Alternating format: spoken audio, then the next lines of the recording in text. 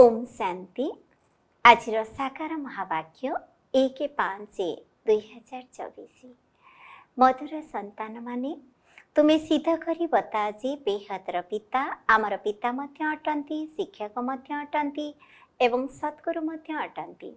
तेणु से सर्वव्यापी होई परिबे नाही। प्रश्न, वर्तमान समय रे दुनिया रे अति दुख काहेकि होउछि? एहार कारण कौन? उत्तर, सारा दुनिया उपरे वर्तमान राहुर दशा पड़ी, जो कारण ही दुख मिलुछि। वृक्षपति बाबा जेतेबेले आसुचंती सेतेबेले समस्तଙ୍କ उपरे बृहस्पतिर दशा पड़ुछि। सत्य त्रेता जुगरे बृहस्पतिर दशा थाए, रावणर चिन्ह वर्ण न थाए, सेतिपई सेठारे दुख मध्य न थाए। बाबा आसीचंती सुखधामर स्थापना करिबा पई, तेणु सेठारे कौनसी दुख रहिब नाही। ओम शांति। आत्मिक पिला मानकु आत्मिक बाबा बसी बुझाउछंती, काहेकि ना सबु पिला माने एकथा जानिछंती आमे आत्मा निज घरु बहुत दूररु एठाकु आसीछु। आसी शरीर रे प्रवेश करूछु अभिनय करिबा पई। आत्मा ही अभिनय करिथाए। एठारे पिला माने निजको आत्मा भाबी शिव बाबांकर स्मृति रे बसिछंती, काहेकि ना बाबा बुझाइछंती जोग बळ द्वारा ही तुमर जन्म जन्मांतरर पाप भस्म हेबो। एहाकु जोग बोली मध्य कहिबा उचित नुहे। सन्यासी माने ही जोग शिखाई थांती। छात्रंकर शिक्षक सहित एवं पिला मानंकर बाप सहित जोग रही थाए। एहा हेला आत्मा मानंकर परमात्मा अर्थात पितांकर बापांक सहित मेला। एहा एक कल्याणकारी मिलन। बाकी तो सब अकल्याणकारी, काहेकि ना एहा पतित दुनिया। तुम्हें जेतेबेले प्रदर्शनी बा म्यूजियम रे बुझाउछ, सेतेबेले आत्मा एवं परमात्मांकर परिचय देबा ठीक हेबो। आत्मा माने सब संतान अटंती एवं ये परम पिता परमात्मा जे कि परम धाम रे रही थांती। कौनसी भी संतान निजर लौकिक पिता को परम पिता बोली कहि परिबे नाही। हे परम पिता परमात्मा कहीं दुख रे ही मने पकाई थांती। परमात्मा परम धाम रे ही रही थांती। तेबे तुम्हें जेतेबेले आत्मा एवं परमात्मांकर ज्ञान बुझाउछ, सेतेबेले केवल एही कथा बुझाओ नाही कि आमर दुई जण पिता अछंती। से पिता एवं शिक्षक मध्य अटंती। एकथा मध्य निश्चित भावरे बुझाइबाकु हेबो, आमे समस्ते भाई भाई अटु एवं परमात्मा सब आत्मा मानंकर पिता अटंती। भक्ति मार्ग रे समस्ते ईश्वर पिता को मने पकाई थांती, काहेकि ना भगवान ठारू भक्तिर फल मिली थाए अथवा पितांका ठारू पिला माने संपत्ति नहीं थांती। भगवान पिला मानकु भक्तिर फल देई थांती। कण दियंती? विश्वर मालिक करूछंती। परंतु तुमको से केवल पिता अटंती बोली प्रमाणित करिबार नाही। से पिता सहित शिक्षा देला वाला शिक्षक सद्गुरु मध्य अटंती। एही भली बुझाओ, तेबे सर्वव्यापीर विचार समाप्त होइजिब। तेणु बुझाइबा समय एही सब कथा को जोड़ी करी कह। एही बाबा ज्ञान सागर जी की आसी राजयोगर शिक्षा देउछंती, सेमानंकु कह से शिक्षादाता शिक्षक अटंती। तेबे सर्वव्यापी किपरि होई परिबे? शिक्षक एवं विद्यार्थी निश्चित भावरे अलग अलग अटंती।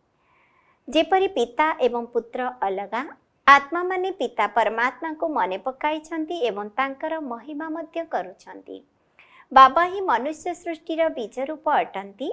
बाबा आसी हमको मनुष्य सृष्टिर आदि मध्य अंतर ज्ञान सुनाउछंती। बाबा वर्तमान स्वर्गर स्थापना करूछंती। आमे समस्ते स्वर्गवासी होउछु। ता सहित एकथा मध्य बुझाउछंती जे आमर दुई जण पिता अछंती। लौकिक पिता पालना करिथांती, पुणी शिक्षकंक पाखको पाठ पढ़िबा पई जीवाको पड़िथाए। पुणी 60 वर्ष परे बानप्रस्थ अवस्था गुरु करिबाको पड़िथाए। तेणु सेठारे पिता शिक्षक गुरु अलग अलग होइथांती। एही बेहदर पिता द सब आत्मा मानकर पिता ज्ञानर सागर अटंती। मनुष्य सृष्टिर बीजरूप सच्चित आनंद स्वरूप अटंती। बाबा सुख एवं शांतिर सागर अटंती। शिव बाबांकर ही महिमा कर, काहेकि ना दुनिया रे मतभेद बहुत अछि ना। जदि सी सर्वव्यापी, तेबे शिक्षक होई पाठ पढ़ाइबे किपरि? पुणी बाबा सद्गुरु मध्य अटंती। समस्तंकर गाइड होई नहीं जाउछंती। बाबा हमको शिक्षा देउछंती, अर्थात जोग करिबा सिखाउछंती। भारतर प्राचीन राजयोगर गायन मध्य रहिछि। पुरुणारु पुरुणा हेला संगम जुग। ନୂଆ ଏବଂ ପୁରୁଣା ଦୁନିଆର ମଧ୍ୟବର୍ତ୍ତୀ ସମୟ ତୁମେମାନେ ଜାଣିଛ। ଆଜିଠାରୁ 5000 ବର୍ଷ ପୂର୍ବରୁ ବାବା ଆସି ଆମକୁ ନିଜର କରି ଆମର ଶିକ୍ଷକ ସଦ୍ଗୁରୁ ମଧ୍ୟ ହୋଇଥିଲେ। ସେ କେବଳ ଆମର ବାବା ନୁହନ୍ତି, ସେ ତ ଜ୍ଞାନର ସାଗର ଅର୍ଥାତ୍ ଶିକ୍ଷକ ହୋଇ ଆମକୁ ଶିକ୍ଷା ମଧ୍ୟ ଦେଉଛନ୍ତି। ବାବା ଆମକୁ ସୃଷ୍ଟିର ଆଦି ମଧ୍ୟ ଅନ୍ତର ରହସ୍ୟକୁ ବୁଝାଉଛନ୍ତି, କାହିଁକି ନା ସେ ବୀଜରୂପ ବୃକ୍ଷପତି ଅଟନ୍ତି। ସେ ଯେତେବେଳେ ଭାରତକୁ ଆସୁଛନ୍ତି ସେତେବେଳେ ଭାରତ ଉପରେ ବୃହସ୍ପତିର ଦଶା ପଡ଼ୁଛି। ସତ୍ୟଯୁଗରେ ସମସ୍ତେ ସର୍ବଦା ସୁଖୀ ଦେବୀ ଦେବତା ହୋଇଥାନ୍ତି। ସମସ୍ତଙ୍କ ଉପରେ ବୃହସ୍ପତିର ଦଶା ପଡ଼ିଥାଏ।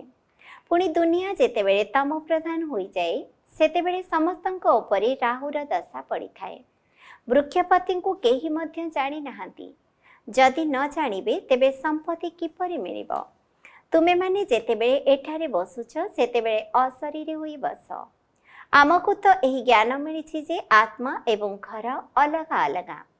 ପାଞ୍ଚତତ୍ତ୍ୱରେ ଶରୀର ତିଆରି ହୋଇଗଲେ ଏଥିରେ ଆତ୍ମା ପ୍ରବେଶ କରିଥାଏ। ଏଠାରେ ସମସ୍ତଙ୍କର ଅଭିନୟ ନିର୍ଦ୍ଧାରିତ ହୋଇ ରହିଛି। ପ୍ରଥମେ ଏହି ମୁଖ୍ୟ କଥା ବୁଝାଇବାକୁ ହେବ ଯେ ଶିବ ବାବା ପରମ ପିତା ପରମ ଶିକ୍ଷକ ଅଟନ୍ତି। ତେବେ ଲୌକିକ ପିତା ଶିକ୍ଷକ ଗୁରୁଙ୍କ ମଧ୍ୟରେ ଥିବା ପ୍ରଭେଦ ବୁଝାଇବା ଦ୍ୱାରା ତୁରନ୍ତ ବୁଝିଯିବେ, ତର୍କ କରିବେ ନାହିଁ। ଆତ୍ମାର ପିତାଙ୍କ ପାଖରେ ହିଁ ସମସ୍ତ ଜ୍ଞାନ ରହିଛି, ତାଙ୍କ ପାଖରେ ଏହି କୁଶଳତା ରହିଛି। ଶିବ ବାବା ହିଁ ଆମକୁ ରଚନାର ଆଦି ମଧ୍ୟ ଅନ୍ତର ରହସ୍ୟକୁ ବୁଝାଉଛନ୍ତି। ଆଗରୁ ଋଷିମୁନି ଆଦି କହୁଥିଲେ ଆମେ ରଚୟିତା ଏବଂ ରଚନାର ଆଦି ମଧ୍ୟ ଅନ୍ତକୁ ଜାଣିନାହୁଁ। କାହିଁକି ନା ସେହି ସମୟରେ ସେମାନେ ସତ୍ୱ ଥିଲେ। ପ୍ରତ୍ୟେକ ଜିନିଷ ସତ୍ୱ ପ୍ରଧାନ। ସତ୍ୱ ରଜ ତମରେ ଆସିଥାଏ। ସବୁକିଛି ନୂଆରୁ ପୁରୁଣା ନିଶ୍ଚିତ ଭାବରେ ହୋଇଥାଏ। ତୁମେମାନେ ଏହି ସୃଷ୍ଟିଚକ୍ରର ଆୟୁଷକୁ ମଧ୍ୟ ଜାଣିଛ। ଏହାର ଆୟୁଷ କେତେ ଏହା ମନୁଷ୍ୟମାନେ ଭୁଲି ଯାଇଛନ୍ତି। ବାକି ଏହି ଶାସ୍ତ୍ର ଆଦି ସବୁ ଭକ୍ତି ମାର୍ଗ ପାଇଁ ରଚନା କରିଛନ୍ତି। ବହୁତ କାହାଣୀ ଲେଖି ଦେଇଛନ୍ତି। ସମସ୍ତଙ୍କର ପିତା ଏବଂ ସଦ୍ଗତି ଦାତା ଜଣେ, କିନ୍ତୁ ଗୁରୁ ଅନେକ ଅଛନ୍ତି। ସଦ୍ଗତି ଦାତା ସଦ୍ଗୁରୁ କେବଳ ଜଣେ ହିଁ ହୋଇଥାନ୍ତି। ସଦ୍ଗତି କିପରି ହୋଇଥାଏ ଏକଥା ମଧ୍ୟ ତୁମମାନଙ୍କ ବୁଦ୍ଧିରେ ଅଛି। ତେବେ ଆଦି ସନାତନ ଦେବୀ ଦେବତା ଧର୍ମକୁ ହିଁ ସଦ୍ଗତି କୁହାଯାଇଥାଏ। ସେଠାରେ କମ୍ ମନୁଷ୍ୟ ରହିବେ। ଏବେ ତ କେତେ ଢେର ମନୁଷ୍ୟ ଅଛନ୍ତି। ସେଠାରେ କେବଳ ଦେବତାମାନଙ୍କର ରାଜ୍ୟ ହେବ। ପୁଣି ବଂଶାବଳୀ ବୃଦ୍ଧି ହୋଇ ଚାଲିବ। ଲକ୍ଷ୍ମୀନାରାୟଣ ପ୍ରଥମ ଦ୍ୱିତୀୟ ତୃତୀୟ ଏହିଭଳି ଚାଲିବ। ପ୍ରଥମ ଲକ୍ଷ୍ମୀନାରାୟଣଙ୍କର ରାଜ୍ୟ ଚାଲିବା ସମୟରେ ବହୁତ କମ୍ ମନୁଷ୍ୟ ରହିବେ। ଏହି ଖିଆଲ ମଧ୍ୟ କେବଳ ତୁମର ହିଁ ଚାଲୁଛି। ଏକଥା ତୁମେମାନେ ଜାଣିଛ, ଭଗବାନ ତୁମ ଆତ୍ମାମାନଙ୍କର ଏକମାତ୍ର ପିତା ଅଟନ୍ତି। ସେ ଅବିନାଶୀ ଅଟନ୍ତି। ବିନାଶୀ ପିତାଙ୍କ ଠାରୁ ବିନାଶୀ ସମ୍ପତ୍ତି ମିଳିଥାଏ। ଅବିନାଶୀ ବାବାଙ୍କ ଠାରୁ ଅବିନାଶୀ ସମ୍ପତ୍ତି 21 ପିଢ଼ି ସ୍ୱର୍ଗର ରାଜତ୍ୱ ମିଳିଥାଏ। 21 ପିଢ଼ି ଅର୍ଥାତ୍ ବୁଢ଼ା ହେଲା ପରେ ଶରୀର ଛାଡ଼ିଥାନ୍ତି। ସେଠାରେ ନିଜକୁ ଆତ୍ମା ଭାବିବେ। ଏଠାରେ ଦେହ ଅଭିମାନୀ କାରଣରୁ ଜାଣିନାହାନ୍ତି ଯେ ଆତ୍ମା ହିଁ ଗୋଟିଏ ଶରୀର ଛାଡ଼ି ଆଉ ଗୋଟିଏ ନେଇଥାଏ। ତେବେ ବର୍ତ୍ତମାନ ଦେହ ଅଭିମାନୀ ଆତ୍ମାମାନଙ୍କୁ ଆତ୍ମ ଅଭିମାନୀ କିପରି କରିବ? ବର୍ତ୍ତମାନ ସମୟରେ ଜଣେ ମଧ୍ୟ ଆତ୍ମ ଅଭିମାନୀ ନାହାନ୍ତି। ବାବା ହିଁ ଆସି ଆତ୍ମ ଅଭିମାନୀ କରୁଛନ୍ତି। ସତ୍ୟଯୁଗରେ ଏକଥା ଜାଣିଥିବେ ଯେ ଆତ୍ମା ଏହି ପୁରୁଣା ଶରୀରକୁ ଛାଡ଼ି ଯାଇ ଛୋଟ ପିଲା ହୋଇ ଜନ୍ମ ହେବ। ସର୍ପର ଉଦାହରଣ ମଧ୍ୟ ରହିଛି। ଏହି ସର୍ପ ଭ୍ରମରୀ ଆଦିର ଉଦାହରଣ ସବୁ ଏଠାକାର ଏବଂ ବର୍ତ୍ତମାନ ସମୟର ଅଟେ, ଯାହା ପୁଣି ଭକ୍ତି ମାର୍ଗରେ ମଧ୍ୟ କାମରେ ଆସିଥାଏ। ବାସ୍ତବରେ ବ୍ରାହ୍ମଣୀ ତ ତୁମେମାନେ ଅଟ, ଯିଏକି ବିଷ୍ଠାର କୀଟକୁ ଜ୍ଞାନର ଭୁଁ ଭୁଁ କରି ମନୁଷ୍ୟରୁ ଦେବତା କରିଦେଉଛ। ବାବାଙ୍କ ପାଖରେ ଜ୍ଞାନ ଅଛି ନା? ସିଏ ହିଁ ଜ୍ଞାନର ସାଗର, ଶାନ୍ତିର ସାଗର ଅଟନ୍ତି। ସମସ୍ତେ ଶାନ୍ତି ମାଗୁଛନ୍ତି ନା? ଶାନ୍ତି ଦିଅ। କାହାକୁ ଡାକୁଛନ୍ତି? ଯିଏ ଶାନ୍ତିର ଦାତା ଅଥବା ସାଗର ଅଟନ୍ତି ତାଙ୍କର ମହିମା ମଧ୍ୟ ଜ୍ଞାନ କରୁଛନ୍ତି, କିନ୍ତୁ ଏହା ଅର୍ଥରହିତ। ଯଦିଓ କହିଦେଉଛନ୍ତି କିନ୍ତୁ କିଛି ବି ବୁଝୁନାହାନ୍ତି। ବାବା କହୁଛନ୍ତି ଏ ବେଦଶାସ୍ତ୍ର ଆଦି ସବୁ ଭକ୍ତି ମାର୍ଗର ଅଟେ। 63 ଜନ୍ମ ଭକ୍ତି କରିବାକୁ ହିଁ ହେବ। କେତେ ଢେର ଶାସ୍ତ୍ର ରହିଛି। ଶାସ୍ତ୍ର ପଢ଼ିବା ଦ୍ୱାରା ମୋତେ କେହି ପାଇପାରିବେ ନାହିଁ। ମୋତେ ଡାକୁଛନ୍ତି ଆସି ପବିତ୍ର କର। ଏହା ତମ ପ୍ରଧାନ ଆବର୍ଜନାପୂର୍ଣ୍ଣ ଦୁନିଆ, ଯାହାକି କୌଣସି କାମର ନୁହେଁ। ଏଠାରେ କେତେ ଦୁଃଖ ରହିଛି, ଏହି ଦୁଃଖ କେଉଁଠାରୁ ଆସିଲା? ବାବା ତ ତୁମକୁ ବହୁତ ସୁଖ ଦେଇଥିଲେ, ପୁଣି ତୁମେ ସିଡ଼ିରେ କିପରି ତଳକୁ ଖସିଲ? ଜ୍ଞାନ ଏବଂ ଭକ୍ତିର ଗାୟନ ମଧ୍ୟ ରହିଛି ନା? ଜ୍ଞାନ ବାବା ଶୁଣାଉଛନ୍ତି, ରାବଣ ଭକ୍ତି ଶୁଣାଉଛି। ତେବେ ନା ବାବା ଦୃଶ୍ୟମାନ ହୋଇଥାନ୍ତି ନା ରାବଣ। ଉଭୟଙ୍କୁ ଏହି ଆଖି ଦ୍ୱାରା ଦେଖି ହୁଏ ନାହିଁ, ଆତ୍ମାକୁ ହିଁ ଜାଣିଥାନ୍ତି। ଆମେ ସବୁ ଆତ୍ମା, ତେବେ ଆତ୍ମାର ପିତା ମଧ୍ୟ ନିଶ୍ଚିତ ଥିବେ। ବାବା ପୁଣି ଶିକ୍ଷକ ମଧ୍ୟ ହେଉଛନ୍ତି, ଆଉ କେହି ଏପରି ହୋଇନଥାନ୍ତି। ଏବେ ତୁମେ 21 ଜନ୍ମ ପାଇଁ ସଦ୍ଗତି ପ୍ରାପ୍ତ କରୁଛ, ପୁଣି ଗୁରୁଙ୍କର କୌଣସି ଆବଶ୍ୟକତା ହିଁ ରହିବ ନାହିଁ। ବାବା ସମସ୍ତଙ୍କର ପିତା, ପୁଣି ଶିକ୍ଷାଦାତା ଶିକ୍ଷକ ମଧ୍ୟ ଅଟନ୍ତି। ଆଉ ମଧ୍ୟ ସମସ୍ତଙ୍କର ସଦ୍ଗତିଦାତା ସଦ୍ଗୁରୁ ପରମ ଗୁରୁ ମଧ୍ୟ ଅଟନ୍ତି। ତେବେ ତିନି ଜଣଙ୍କୁ ତ ସର୍ବବ୍ୟାପୀ କୁହାଯାଇପାରିବ ନାହିଁ। ସେ ତ ସୃଷ୍ଟିର ଆଦି ମଧ୍ୟ ଅନ୍ତର ରହସ୍ୟ ବତାଉଛନ୍ତି। ମନୁଷ୍ୟମାନେ ମନେ ମଧ୍ୟ ପକାଉଛନ୍ତି, ହେ ପତିତ ପାବନ ଆସ, ସମସ୍ତଙ୍କର ସଦ୍ଗତିଦାତା ଆସ, ସମସ୍ତଙ୍କର ଦୁଃଖକୁ ହରଣ କରିନିଅ, ସୁଖ ଦିଅ। ହେ ଈଶ୍ୱର ପିତା, ହେ ମୁକ୍ତିଦାତା, ପୁଣି ସାଥିରେ ନେଇଯିବା ପାଇଁ ଆମର ପଥ ପ୍ରଦର୍ଶକ ମଧ୍ୟ ହୁଅ। ଏହି ରାବଣ ରାଜ୍ୟରୁ ଆମକୁ ଉଦ୍ଧାର କର। ରାବଣ ରାଜ୍ୟ କୌଣସି ଲଙ୍କାରେ ନାହିଁ। ସାରା ଧରିତ୍ରୀ ଉପରେ ବର୍ତ୍ତମାନ ରାବଣ ରାଜ୍ୟ ଚାଲିଛି। ରାମରାଜ୍ୟ କେବଳ ସତ୍ୟ ଯୁଗରେ ହିଁ ହୋଇଥାଏ। ଭକ୍ତି ମାର୍ଗରେ ମନୁଷ୍ୟ କେତେ ଦ୍ୱନ୍ଦ୍ୱରେ ପଡ଼ୁଛନ୍ତି। ଏବେ ତୁମକୁ ଶ୍ରେଷ୍ଠ ହେବା ପାଇଁ ଶ୍ରୀମତ ମିଳୁଛି। ସତ୍ୟ ଯୁଗରେ ଭାରତ ଶ୍ରେଷ୍ଠାଚାରୀ ପୂଜ୍ୟ ଥିଲା, ତେଣୁ ବର୍ତ୍ତମାନ ପର୍ଯ୍ୟନ୍ତ ମଧ୍ୟ ତାଙ୍କୁ ପୂଜା କରି ଆସୁଛନ୍ତି। ଭାରତ ଉପରେ ବୃହସ୍ପତିର ଦଶା ପଡ଼ିଥିବା ସମୟରେ ସତ୍ୟଯୁଗ ଥିଲା। ଏବେ ରାହୁର ଦଶା ପଡ଼ିଥିବାରୁ ଦେଖ ଭାରତର ଅବସ୍ଥା କ'ଣ ହୋଇଗଲାଣି। ସମସ୍ତେ ନାସ୍ତିକ ହୋଇଯାଉଛନ୍ତି। ବାବା ଆସି ଆସ୍ତିକ କରୁଛନ୍ତି, ରାବଣ ପୁଣି ନାସ୍ତିକ କରିଦେଉଛି। କହୁଛନ୍ତି ମଧ୍ୟ ଆମର ରାମରାଜ୍ୟ ଦରକାର। ତେବେ ସମସ୍ତେ ରାବଣ ରାଜ୍ୟରେ ଅଛନ୍ତି, ତେଣୁ ନର୍କବାସୀ ମଧ୍ୟ ଅଟନ୍ତି ନା? ରାବଣ ରାଜ୍ୟକୁ ନର୍କ କୁହାଯାଉଛି। ସ୍ୱର୍ଗ ଏବଂ ନର୍କ ଅଧା ଅଧା ଚାଲୁଛି। ଏକଥା ମଧ୍ୟ ତୁମେମାନେ ହିଁ ଜାଣିଛ, ରାମରାଜ୍ୟ ଏବଂ ରାବଣ ରାଜ୍ୟ କାହାକୁ କୁହାଯାଉଛି। ତେଣୁ ପ୍ରଥମେ ଏହି ନିଶ୍ଚୟ ହେବା ଦରକାର ଯେ ଶିବ ବାବା ଆମର ପିତା, ଆମେ ସବୁ ଆତ୍ମାମାନେ ପରସ୍ପର ଭାଇ ଭାଇ ଅଟୁ। ବାବାଙ୍କ ଠାରୁ ସମସ୍ତଙ୍କୁ ସମ୍ପତ୍ତି ମିଳିବାର ହକ୍ ରହିଛି ଏବଂ ମିଳିଥିଲା ମଧ୍ୟ। ବାବା ଆମକୁ ରାଜଯୋଗ ଶିଖାଇ ସୁଖଧାମର ମାଲିକ କରିଥିଲେ। ବାକି ସମସ୍ତେ ଶାନ୍ତିଧାମକୁ ଚାଲିଗଲେ। ଏକଥା ମଧ୍ୟ ପିଲାମାନେ ଜାଣିଛନ୍ତି, ବୃକ୍ଷପତି ହେଉଛନ୍ତି ଚୈତନ୍ୟ ସତ୍ ଚିତ୍ ଆନନ୍ଦ ସ୍ୱରୂପ। ଆତ୍ମା ସତ୍ୟ ଏବଂ ଚୈତନ୍ୟ ମଧ୍ୟ ଅଟେ।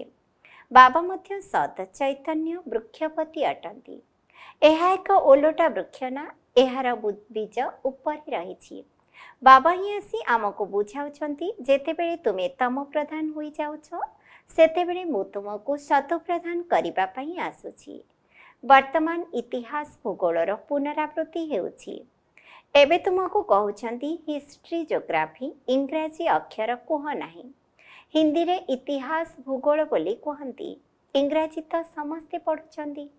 ଭାବୁଛନ୍ତି ଭଗବାନ ସଂସ୍କୃତରେ ଗୀତା ଶୁଣାଇଥିଲେ। ଶ୍ରୀକୃଷ୍ଣ ସତ୍ୟଯୁଗରେ ରାଜକୁମାର ଥିଲେ, ସେଠାରେ ଏହି ଭାଷା ଥିଲା। ଏଭଳି ତ ଲେଖାଯାଇପାରିବ ନାହିଁ। ତେବେ ଭାଷା ନିଶ୍ଚିତ ଭାବରେ ଥିଲା। ଯିଏ ଯିଏ ରାଜା ହୋଇଥାନ୍ତି ତାଙ୍କର ନିଜସ୍ୱ ଭାଷା ରହିଥାଏ। ତେଣୁ ସତ୍ୟଯୁଗୀ ରାଜାମାନଙ୍କର ନିଜସ୍ୱ ଭାଷା ହେବ। ସେଠାରେ ସଂସ୍କୃତ ରହିବ ନାହିଁ। ସତ୍ୟଯୁଗର ନୀତି ପ୍ରଥା ହିଁ ଅଲଗା। କଳିଯୁଗୀ ମନୁଷ୍ୟମାନଙ୍କର ନୀତି ପ୍ରଥା ହିଁ ଅଲଗା। ତୁମେ ସମସ୍ତେ ମୀରା ଅଟ, ଯେଉଁମାନେ କି କଳିଯୁଗୀ ଲୋକଲାଜ କୁଳ ମର୍ଯ୍ୟାଦାକୁ ପସନ୍ଦ କରୁନାହଁ। ତୁମେ କଳିଯୁଗୀ ଲୋକଲାଜକୁ ତ୍ୟାଗ କରୁଥିବାରୁ କେତେ ଝଗଡ଼ା ହେଉଛି। ତୁମକୁ ବାବା ଶ୍ରୀମତ ଦେଉଛନ୍ତି, କାମ ମହାଶତ୍ରୁ ଅଟେ, ଏହା ଉପରେ ବିଜୟ ପ୍ରାପ୍ତ କର। ଯେଉଁମାନେ ହେଉଛନ୍ତି ସେମାନଙ୍କର ଚିତ୍ର ମଧ୍ୟ ସମ୍ମୁଖରେ ଅଛି। ତୁମକୁ ଅବିନାଶୀ ବାବାଙ୍କ ଠାରୁ ରାୟ ମିଳୁଛି ଯେ ବିଶ୍ୱରେ ଶାନ୍ତି କିପରି ସ୍ଥାପନ ହେବ। ଶାନ୍ତି ଦିଅ କହିଲେ ବାବା ହିଁ ମନେ ପଡ଼ୁଛନ୍ତି। ବାବା ହିଁ ଆସି କଳ୍ପ କଳ୍ପ ବିଶ୍ୱରେ ଶାନ୍ତି ସ୍ଥାପନ କରୁଛନ୍ତି। ତେବେ କଳ୍ପର ଆୟୁଷ ଲମ୍ବା କରିଦେଇଥିବାରୁ ମନୁଷ୍ୟ କୁମ୍ଭକର୍ଣ୍ଣର ନିଦ୍ରାରେ ଯେପରି ଶୋଇ ଯାଇଛନ୍ତି। प्रथमे प्रथमे मनुष्य मानकर एही निश्चय पक्का करा जे सी आमर पिता शिक्षक मध्य अटंती। तेबे शिक्षक को सर्वव्यापी बोली किपरि कहाजिवो? तुमे माने जानिछ बाबा किपरि आसी आमको पाठ पढ़ाउछंती। तुमे तांकर जीवन कहानी को जानिछ। बाबा नरक को स्वर्ग करिबा पई आसीछंती। बाबा शिक्षक मध्य अटंती, पुणी साथी रे मध्य नै जिवे। आत्मा माने तो अविनाशी अटंती।